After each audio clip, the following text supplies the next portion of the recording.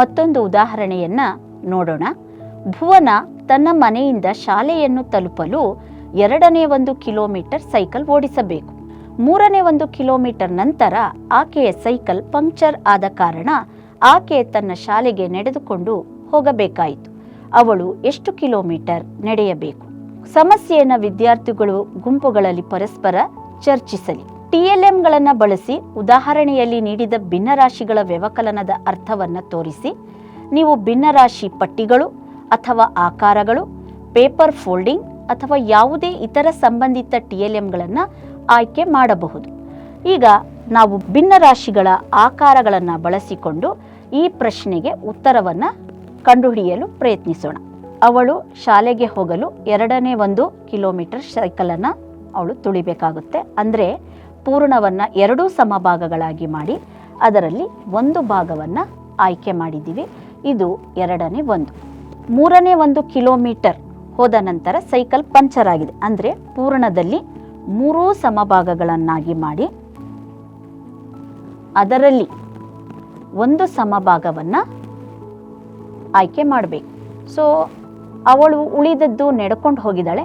ನಡೆದಿದ್ದ ದಾರಿ ಎಷ್ಟು ಅಂದರೆ ಅವಳು ತುಳಿದಿರುವಂಥ ಸೈಕಲ್ ಮತ್ತೆ ಇದನ್ನು ಕಳಿಬೇಕಾಗುತ್ತೆ. ನಾವು ಕಳೆದಾಗ ಭಿನ್ನರಾಶಿಯ ರೂಪದಲ್ಲಿ ಉತ್ತರವನ್ನು ನಾವು ಹೇಳೋದು ಕಷ್ಟ.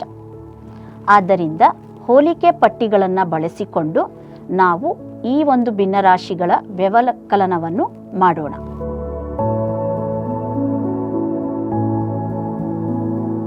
ಮೂರ್ತ ರೂಪದಲ್ಲಿ ಹೋಲಿಕೆ ಪಟ್ಟಿಗಳನ್ನು ಬಳಸಿಕೊಂಡು ಅಸಮಛೇದ ಭಿನ್ನರಾಶಿಗಳ ವ್ಯವಕಲನವನ್ನು ನಾವು ಮಾಡೋಣ.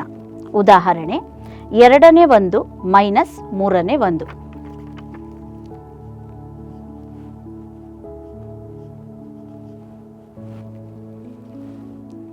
ಎರಡನೇ 1 ಮೈನಸ್ 3ನೇ 1.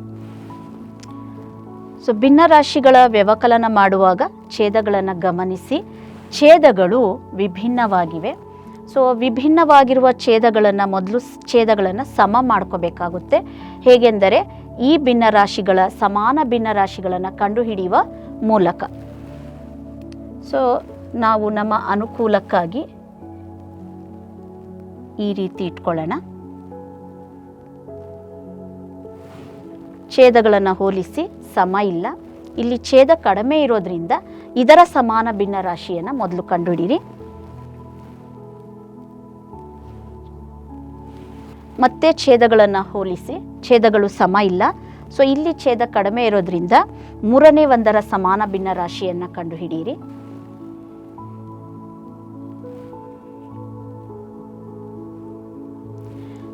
ಛೇದಗಳು ಸಮ ಇಲ್ಲ.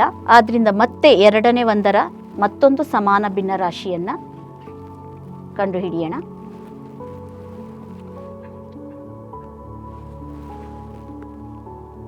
ಈಗ ಛೇದಗಳು ಸಮವಾಗಿವೆ. ಸೊ ಛೇದಗಳು ಸಮ ಇದ್ದಾಗ ಛೇದವನ್ನು ಒಂದೇ ಬಾರಿ ಬರೆದು ಒಂದೇ ಬಾರಿ ಇಡಬೇಕು. ಛೇದನ ಅಂಶಗಳನ್ನು ಮೊದಲು 3 ಆಯ್ಕೆ ಮಾಡಿ ಇದರಲ್ಲಿ 2ಅನ್ನು ನಾವು ಕಳಿಬೇಕು, ತೆಗಿಬೇಕು. ತೆಗೆದ್ರೆ ನಮಗೆ 6ನೇ 1 ಬರುತ್ತದೆ. ಅಂದರೆ 2ನೇ 1 ಮೈನಸ್ 3ನೇ 1 6ನೇ 1 ಬರುತ್ತದೆ.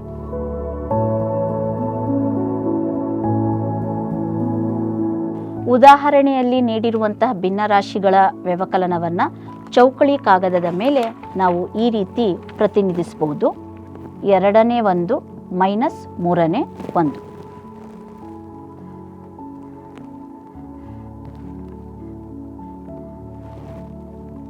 ಎರಡನೇ 1 ಮೈನಸ್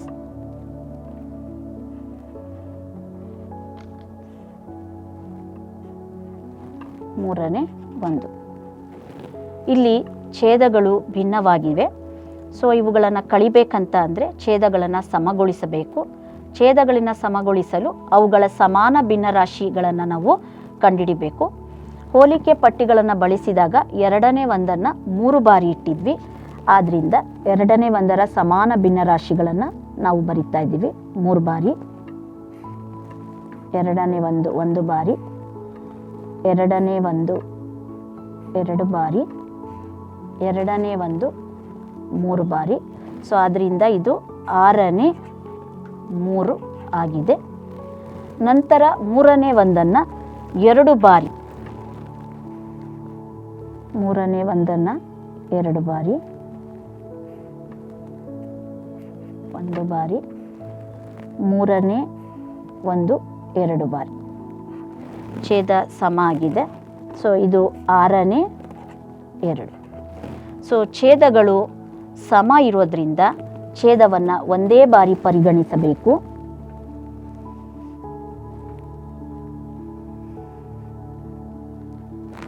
ಅಂಶಗಳನ್ನು ಕಳಿಬೇಕು.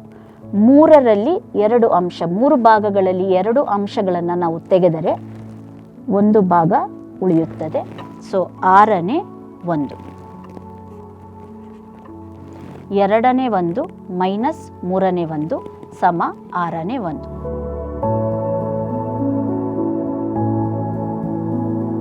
ಇದೇ ಉದಾಹರಣೆಯನ್ನು ತಗೊಳ್ಳೋಣ. 2ನೇ ಒಂದು ಮೈನಸ್ 3ನೇ 1. ಛೇದಗಳು ವಿಭಿನ್ನವಾಗಿದೆ. ಸೊ ಛೇದಗಳನ್ನು ಸಮ ಮಾಡಬೇಕಂದ್ರೆ ಇಲ್ಲಿ ಇವುಗಳ ಲಾಸ ಅನ್ನು ತಗೋಬೇಕಾಗುತ್ತೆ. 2 ಮತ್ತು 3ರ ಲಾಸ 2 ಒಂದ್ಲಿ, 3ನ್ನು ಹಾಗೆ ಬರೆಯೋಣ, 3 ಒಂದ್ಲಿ. ಸೊ 2 ಮತ್ತು 3ರ ಲಾಸ 2 ಇಂಟು 3, 2 ಮೂರ್ಲಿ 6. ಎರಡನೇ ಒಂದನ್ನು ತಗೊಳ್ಳೋಣ. ಇಲ್ಲಿ ಛೇದ 2 ಆಗಿದೆ. 2 6 ಆಗಬೇಕಂದ್ರೆ ಅದನ್ನು ನಾವು ಯಾವುದರಿಂದ ಗುಣಿಸಬೇಕು? 2 ಮೂರ್ಲಿ 6. ಸೊ ಛೇದದ ಜೊತೆಗೆ ಅಂಶ ಕೂಡ ಬದಲಾಗುತ್ತೆ. ಸೊ ಆದ್ದರಿಂದ ಅಂಶವನ್ನು ಕೂಡ ನಾವು 3ರಿಂದನೇ ಗುಣಿಸಬೇಕು. 3 ಒಂದ್ಲಿ 3, ಎರಡನೇ ಒಂದು 6ನೇ 3 ಆಗಿದೆ. 3ನೇ ಒಂದನ್ನು ತಗೊಳ್ಳೋಣ. ಇಲ್ಲಿ ಛೇದ 3 ಇದೆ. 3ರ ಬದಲಾಗಿ ನಮಗೆ ಛೇದ 6 ಆಗಬೇಕು. 3ನ್ನು ಎಷ್ಟರಿಂದ ಗುಣಿಸಿದರೆ 6 ಆಗುತ್ತೆ? 3 ಎರಡ್ಲಿ 6. ಸೊ ಅಂಶವನ್ನು ಕೂಡ ನಾವು ಅದೇ ಸಂಖ್ಯೆಯಿಂದ ಗುಣಾಕಾರ ಮಾಡಬೇಕು. 1 ಎರಡ್ಲಿ 2. ಸೊ ಈಗ ಛೇದಗಳು ಸಮ ಆದವು. 6ನೇ 3, 6ನೇ 2. ಎರಡನೇ ಒಂದರ ಬದಲಾಗಿ 6ನೇ 3 ಮೈನಸ್ 3ನೇ ಒಂದರ ಬದಲಾಗಿ 6ನೇ 2. ಛೇದಗಳು ಸಮ ಇದ್ದಾಗ ಅವುಗಳನ್ನು 1 ಬಾರಿ ಬರೆದು ಅಂಶಗಳನ್ನು ಕಳೆಯಬೇಕು. 3 ಮೈನಸ್ 2. ಸೊ 6ನೇ 1.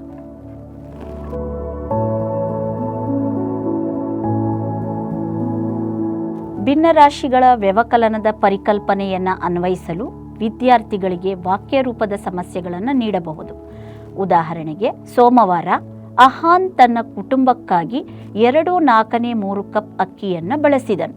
ಮಂಗಳವಾರ ಮನೆಯಲ್ಲಿ ಕೆಲವು ಅತಿಥಿಗಳು ಇದ್ದ ಕಾರಣ ಅವನು 3/3 ಕಪ್ ಅಕ್ಕಿಯನ್ನು ಬಳಸಿದನು. ಅಹಾನ್ ಮಂಗಳವಾರ ಎಷ್ಟು ಹೆಚ್ಚು ಅಕ್ಕಿ ಬಳಸಿದನೆಂಬ